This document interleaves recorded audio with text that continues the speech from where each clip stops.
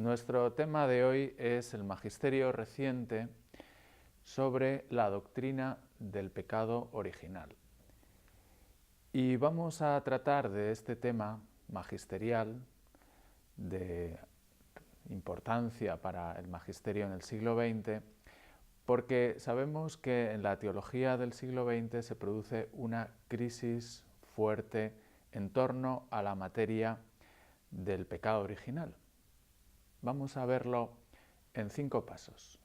En primer lugar, los antecedentes que se remontan a los orígenes de la Ilustración, lo veremos muy rápidamente. Después, propiamente esta crisis a la que me he referido dentro de la teología sobre el pecado original. Para ver, en tercer lugar, cuáles han sido las orientaciones que el magisterio ha tenido que ir precisando para salir al paso de esa crisis teológica. El cuarto punto será la síntesis doctrinal del pecado original, para que tengamos claro cuál es ese dogma central de la fe del pecado. Y por último, pues una conclusión o un balance teológico de todos estos temas. Empezamos con los antecedentes. Ya sabemos que la Ilustración, pensamiento ilustrado, es reacio a una forma de ver la religión de modo positivo, a verdades reveladas. El pensamiento ilustrado le gusta mucho más meterse en los temas de la religión desde un punto de vista natural. Y por eso la doctrina del pecado original va a chocar para algunos de estos autores con las filosofías ilustradas. Pensemos, por ejemplo, así de una manera muy rápida y general, en el pensamiento de Kant, para el que el pecado original no es más que el fracaso de la libertad humana por conquistar sus metas, ¿no?, más profundas. O pensemos también de una manera todavía más clara, más neta en su crítica al pecado original, en el pensamiento de Jean-Jacques Rousseau. Este pensador, este filósofo, pues nos dirá que en los orígenes, en el comienzo de la historia de la humanidad, lejos de haber pecado, lo que hay es una situación verdaderamente paradisíaca. Por último, podemos recordar, ¿no?, algunos principios ilustrados o de filosofía ilustrada que sintonizan muy poco con la doctrina del pecado original. Deísmo, cientifismo, optimismo antropológico.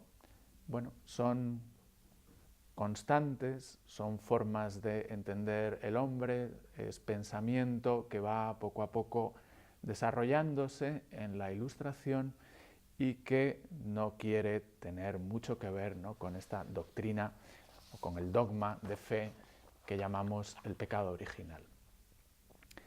Llegamos por eso a esta segunda parte, segundo punto en el que vamos a estudiar cómo el pensamiento teológico, influido por todas estas corrientes filosóficas y luego también por la propia crisis interna que se produce en el siglo XX, critica la doctrina del pecado original como se ha entendido de modo clásico.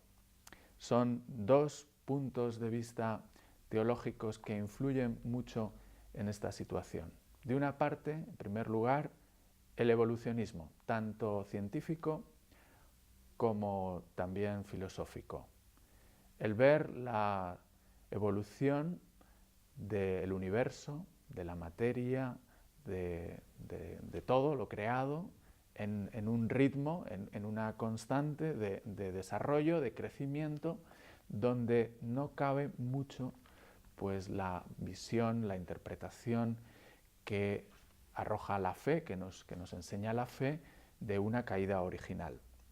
Aquí influye mucho un pensador, un teólogo conocido de todos, el padre Teilhard, jesuita, que explica su teología construida sobre estos axiomas de tipo evolucionista. Él dice, por ejemplo, una cita clásica, conocida, muy conocida, ¿no?, de su pensamiento de tanta influencia en el siglo XX, el universo es una evolución, nos dice el padre Teilhard.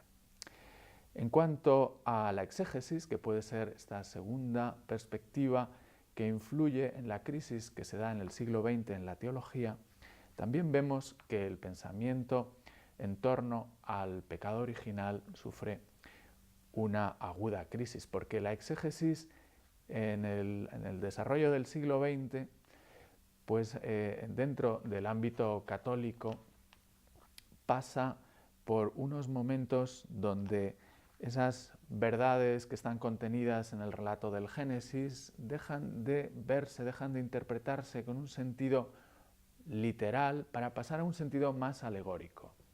¿Quiénes son? Nos van a decir estas corrientes de exégesis contemporánea, ¿no? Una hermenéutica de los pasajes del Génesis mucho más simbólica, mucho más abierta, donde el pecado, la noción de pecado original empieza a diluirse.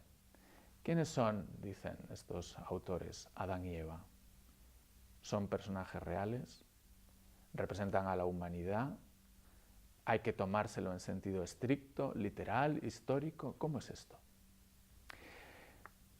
Bueno, como vemos, están planteadas las cuestiones de crítica a el dogma, de pregunta, ¿no? de incertidumbre acerca de esta verdad que pacíficamente la fe había poseído durante siglos y que ahora, en el siglo XX, desde estos dos puntos de vista, sea la exégesis, sea el pensamiento evolucionista, se pone en duda.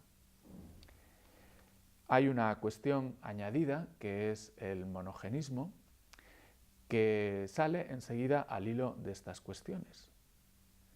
Viene también de las preguntas que plantea la ciencia. ¿Es necesario creer que existió una pareja inicial, Adán y Eva, como llamamos, tomando pues, pie en los relatos del Génesis? ¿O se puede pensar, ¿no?, más acorde, según se piensa en un momento dado, con los datos de la ciencia, en varias parejas iniciales de seres humanos? Sería el poligenismo, monogenismo frente poligenismo. ¿Hasta qué punto esto marca la fe católica o es necesario para la fe católica? Saliendo al paso de las doctrinas del padre Teilhard, el Papa Pío XII, en la encíclica Humanae Generis, muy importante, primer punto importante, ¿no?, en nuestra exposición sobre el pecado original, sobre el magisterio en el siglo XX, el magisterio de la Iglesia en el siglo XX, sobre el pecado original, el Papa Pío XII recuerda que es de fe sostener la gratuidad de la elevación a la vida de la gracia. El pensamiento evolucionista, en el que empiezan a apoyarse estas teorías que nacen de la ciencia, que pasan a la filosofía y que empiezan a entrar poco a poco también en la teología, bueno, está abierto a la discusión, lógicamente, de los autores. Pero el Papa nos dice, recordando un principio fundamental, sea lo que fuere, es fundamental sostener que el ser humano ha sido elevado a la gracia, a la dignidad de hijo de Dios gratuitamente. Esto no es necesario, no forma parte de la necesidad, digamos, de las cosas, del ser humano, de la antropología. Si lo somos, es por gracia. Si hemos sido llamados a la dignidad de hijos de Dios, es porque Dios ha querido. Esto es primer punto, todavía no hemos hablado nada del pecado original. Esto es simplemente pues, la cuestión de creación y elevación. El hombre ha sido creado por Dios. Esto está claro, esto es de fe. Y el hombre ha sido elevado. Y nos recuerda a la Humanae Generis que en esta encíclica de Pío XII, año 1950, que la elevación es gratuita. Vamos a ver cómo aquí ya en este marco tan importante de la antropología del siglo XX va a centrarse de modo adecuado la cuestión del pecado original. pasamos por eso al tercer punto, ya propiamente el magisterio después de la Humani Generis. Este punto es para nosotros capital. Hay que aclarar, como hemos visto, algunos puntos que hacen referencia al pecado original y el magisterio quiere hacerlo de modo preciso. Empieza a haber pues, muchas doctrinas teológicas con una relación fuerte tanto con el pensamiento filosófico como con el pensamiento científico. Todo esto no puede desvirtuar la verdad esencial de la fe en torno al pecado original. Lo vemos en primer lugar en el Vaticano II. El concilio ha tocado temas relacionados con la antropología, sobre todo en la Constitución Gaudium et Spes, como se recordará, y en el número 13, allí, concretamente, y no es casual, se habla de la justicia original en que ha sido creado Adán. Por lo tanto, y esto es muy importante para nosotros, el pecado, que ahora lo veremos con más claridad, con más profundidad, ese pecado original afecta indudablemente a este punto, a la constitución y a la elevación al orden sobrenatural por la gracia, ¿no? Al estado de justicia original en el que se encuentra Adán por la gracia original, por este momento en el que ha sido constituido, ha sido creado y que lógicamente tiene que ver con la caída. En el número 22 volvemos a encontrarnos otra referencia en Gaudium et Spes sobre estos temas. No es el pecado original todavía, pero sí que es algo que tiene mucho que ver, porque el concilio nos habla del nuevo Adán. Cristo es el nuevo Adán. Aquí me detengo un poco a hablar de lo que nos decía el padre Teilhard en sus visiones, en sus interpretaciones, ¿no? de la fe desde el punto de vista evolucionista. No le gusta mucho tocar estos puntos del comienzo, de los orígenes, prefiere más bien ver todo orientado hacia la meta que es Cristo. Efectivamente, Cristo es la meta, es el alfa y es el omega, el origen y el final. Y lo remarca tanto, esta visión evolucionista de las cosas lo remarca tanto, que corre el peligro de que Adán desaparece. En cambio, el concilio nos recuerda, Cristo se entiende también en relación con Adán, porque así lo encontramos en la Escritura. Jesucristo es el nuevo Adán. La redención consiste en que hay un nuevo origen, porque el primer origen, ese lugar, ese momento en el que ha sido elevado el ser humano, pues ha sufrido una caída como consecuencia de un pecado inicial, de un pecado de origen. Pablo VI, el Papa venerable Pablo VI, aludió al tema del pecado original en dos momentos muy importantes de su magisterio. En primer lugar, el discurso que dirigió al Congreso sobre el pecado original que tuvo lugar precisamente en el año 1966. Allí lo primero que hace el Papa es recordar la doctrina del pecado original según Trento. De modo concreto, alude a que Trento definió que ese pecado original se transmite por propagación. Quiere decir que al propagarse la naturaleza humana, el pecado también se transmite. No vale, por tanto, olvidarse de esta realidad antropológica fundamental. En la naturaleza humana está esta herida original, esta caída primera. También dice el Papa que Trento habló de cómo todos heredamos el pecado original y que ese pecado supone la muerte del alma.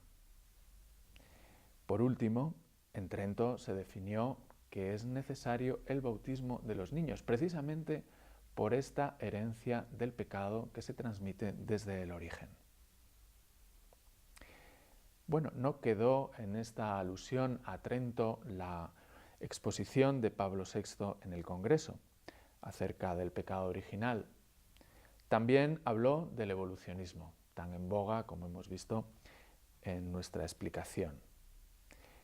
El Papa dice, el evolucionismo se puede aceptar como doctrina científica o como presupuesto, ¿no?, para desarrollos teológicos o filosóficos, siempre y cuando se defienda una verdad de fe. ¿Qué es esta? El alma ha sido creada directamente por Dios. Este es un principio fundamental también de la antropología cristiana. Aunque, bueno, pues uno entienda por los datos que van llegando de la ciencia o de la comprensión de quién es el ser humano y se admitan todos esos desarrollos de tipo evolucionista, la fe nos enseña de un modo claro, cierto, que el origen del alma no puede provenir de esa evolución. Tiene que venir de Dios, es una creación directa de Dios para cada ser humano. También Pablo VI salió al paso en ese congreso del pecado original de otras cuestiones relacionadas con la materia. Por ejemplo, ¿en qué consistió el pecado original?, dice el Papa. Pues fue una desobediencia. Adán desobedece. Y este pecado tiene una trascendencia decisiva en la historia de la humanidad. La razón de esto es, dice el Papa, que Adán había sido creado en justicia original, creado y elevado, y estaba en unión con Dios, en amistad con Dios. Esa justicia original se pierde como consecuencia del pecado. Vemos que Pablo VI ha tenido que echar mano de la tradición teológica y también de la tradición del magisterio para salir al paso de estas ideas que empezaban a afectar al dogma de fe del pecado original.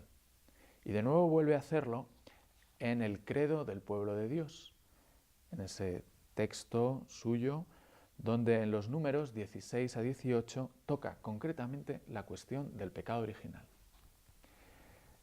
Conviene recordar que el Papa está tan interesado en hablarnos del pecado original, no solo por este marco que ya hemos visto en la exposición, sino de modo concreto porque un poco antes se había publicado el Catecismo holandés, donde el pecado original quedaba rebajado simplemente a un pecado del mundo.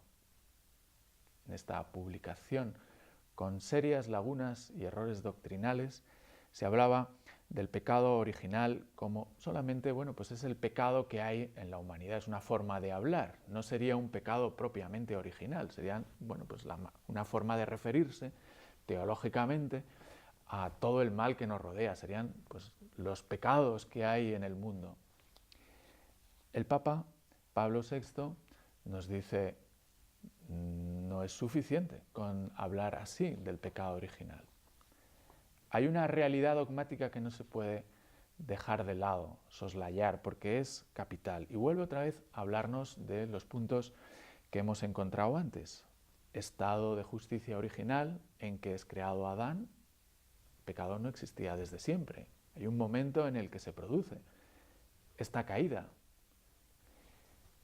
Culpa verdadera, histórica, de Adán y Eva, de nuestros primeros padres, que se transmite por vía hereditaria.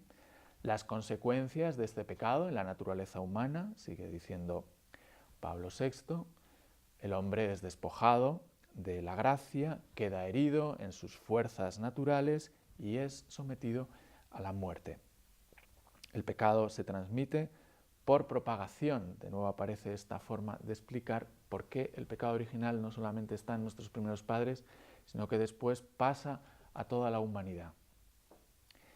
Por último, y aquí viene pues nuestro horizonte de esperanza, aunque hablemos de estos temas tan relacionados con el mal y el pecado original, como el pecado en su conjunto tampoco, no es la última palabra. Jesucristo ha vencido al mal, ha vencido al pecado y nos ha redimido del pecado original en la cruz. Por eso es necesario, dice este texto del credo del pueblo de Dios, de Pablo VI, es necesario el bautismo, y también para los niños, porque tienen esta mancha, este pecado original que se ha transmitido por propagación.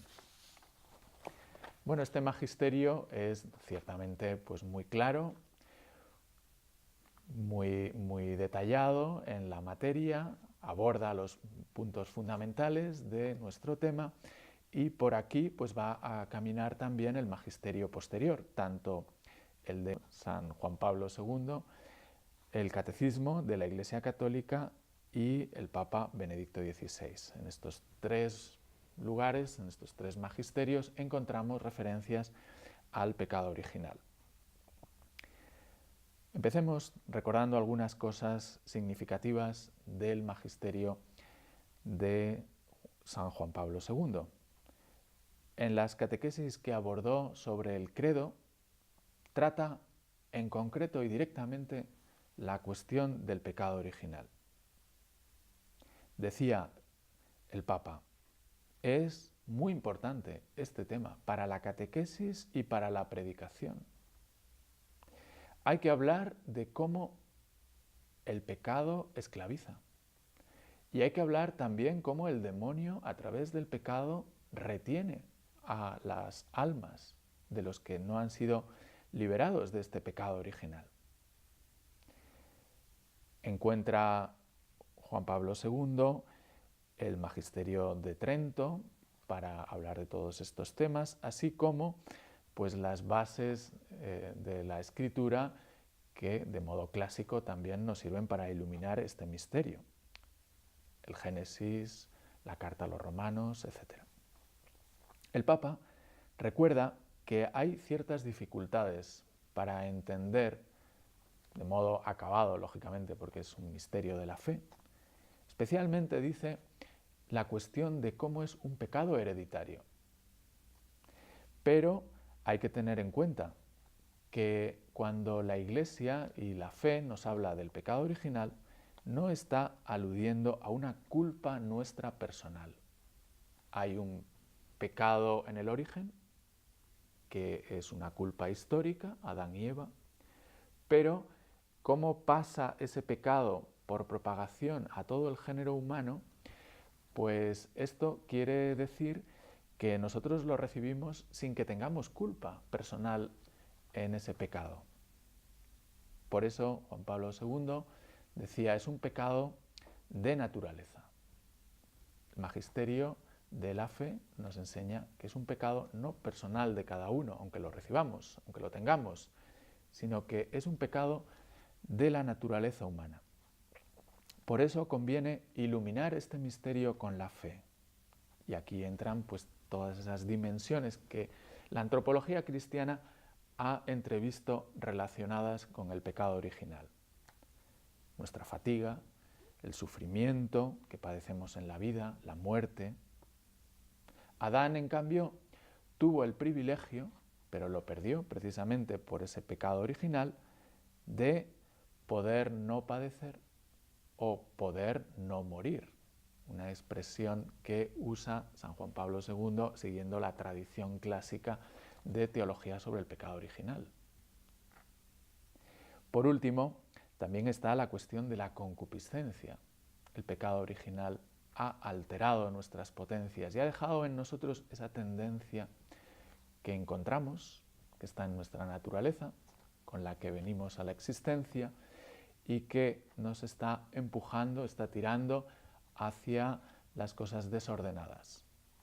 No nos extraña precisamente porque sabemos que hay un pecado de naturaleza con el que venimos al mundo. El catecismo también habla del pecado original y lo hace siguiendo toda esta doctrina tradicional.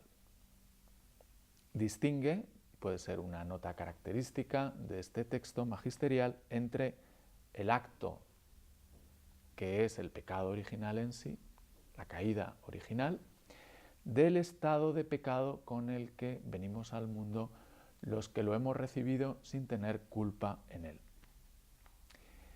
Por último, muy rápidamente también vamos a hablar de algunas intervenciones de Benedicto XVI en torno a esta materia. En sus catequesis sobre el año paulino hablaba del pecado original y hacía referencia a estas corrientes teológicas que han intentado pues dejarlo un poco más de lado en sus explicaciones sobre la naturaleza humana y sobre el mal. Y dice Benedicto XVI, muy certeramente, muy agudamente también, si el mal es simplemente, como piensa el pensamiento evolucionista, si el pecado original es ese mal que está en el tejido del ser, pero no es algo histórico, esto crea una conciencia muy desesperanzada de las cosas, porque quiere decir que es un mal difuso, difundido, que está por todas partes y que no podemos acometer, que no podemos atajar. También dice Benedicto XVI, la transmisión, el misterio de la transmisión del pecado original es un misterio difícil de comprender, desde luego. Pero podemos entender un poco más si pensamos en que el pecado original pues es origen, efectivamente, y después pasa, ¿no? Pasa a las cosas, pasa a la naturaleza humana, pasa a la humanidad y ha dejado esa marca, esa perturbación en la estructura de la relación humana desde el comienzo. Son términos, ¿no? Formas de hablar de corte personalista que nos pueden iluminar, ¿no? Nos pueden servir en esta catequesis que daba Benedicto XVI, precisamente en el final ya prácticamente de su pontificado, porque esto fue el día 6 de febrero del año 2013, cuando hablaba así de la propagación del pecado, ¿no? Como una perturbación dentro de la estructura relacional del hombre. El hombre está relacionado con las cosas, con los demás hombres, con Dios, y el pecado original, claro, ha roto, ha estropeado, ha creado una perturbación en todo esto. Y lo entendemos. Y a eso nos dice Benedicto XVI, pues eso podemos entender que, podemos ver que efectivamente es una parte de esa transmisión del pecado. Nos ayuda a comprender que el pecado se transmite. Visto el magisterio reciente, hemos hablado mucho Pablo VI, hemos hablado del Catecismo, hemos hablado de Juan Pablo II, hemos hablado de Benedicto XVI. Podemos hacer una síntesis doctrinal que nos permita entender, bueno, ¿a qué llamamos pecado original? Sería como el cuarto apartado de nuestra exposición. Pecado original, el dogma del pecado original es, por tanto, un pecado que ha cometido el primer hombre, Adán, en el inicio de la historia de la humanidad. Esto ha quedado suficientemente claro en el magisterio que acabamos de exponer. Además, como consecuencia de ese pecado original, y lo metemos dentro pues, de esta comprensión que la teología nos ofrece de la fe, como consecuencia del pecado, de ese pecado original, el hombre ha perdido la gracia y los dones en que fue constituido. Esos dones que eran exención de la muerte, del mal y del desequilibrio tanto interno como externo.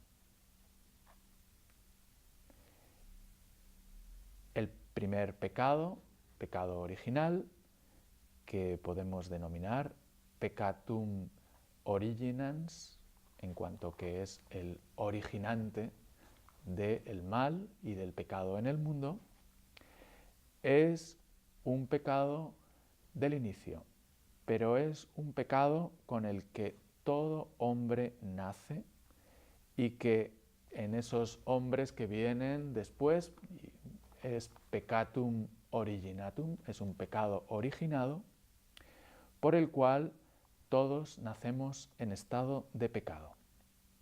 Esto quiere decir, estado de pecado quiere decir muerte del alma, alienación de Dios, separación radical de Dios y quedar desprovistos de esos dones que tenía el primer hombre.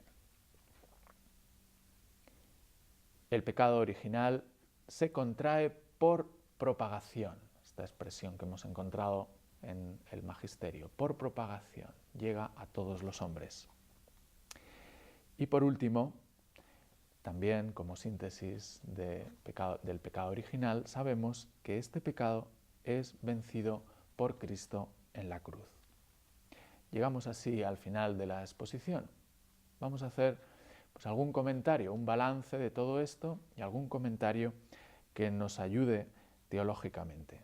Hemos visto que el pecado original tiene muchas dimensiones. En sí mismo es un misterio de fe. Podemos incluirlo dentro de ese mysterium iniquitatis del que habla San Pablo. La humanidad, que ha sido creada por Dios, ha quedado invadida por el pecado. Y la liturgia de la Iglesia, teniendo en cuenta lo que ha venido después, no solo esa propagación del pecado a la humanidad, sino sobre todo la reacción que por parte de Dios ha venido en la historia de la humanidad, el buscarnos, el buscar a las ovejas perdidas, el buscar al hombre pecador que se había alejado, que se había perdido, el darnos a un Redentor, una redención como realmente pues no podemos ni imaginarnos, no cabe, ¿no?, en nuestra mente lo que ha hecho Dios por redimirnos, por salvarnos, el entregar a su propio Hijo hasta la muerte y muerte de cruz, pues nos hace entonar ese felix culpa de la liturgia. Es verdad que el pecado original pues realmente es tremendo, esa ruptura con Dios por parte del hombre, pero qué maravilla la acción de la gracia, la acción de Dios recuperándonos para volver a ese camino de la felicidad, de la santidad con Él. Si se minimizara el pecado original, si la teología pues lo intentara apartar, lo redujera pues a un lugar de tipo metafórico, alegórico, si perdiera su sustancia dogmática, nos veríamos abocados, como ya le pasaba a San Agustín con los pelagianos, pues a tener que reaccionar y tener que defender la verdad de este dogma, de esta radicalidad del pecado original. Porque, pensémoslo una vez más con las palabras de San Agustín, si la redención no es la entrega de Cristo por nuestros pecados, también por ese pecado original, por esa caída inicial de donde vendrían todos los pecados, sino que, pues como decía San Agustín,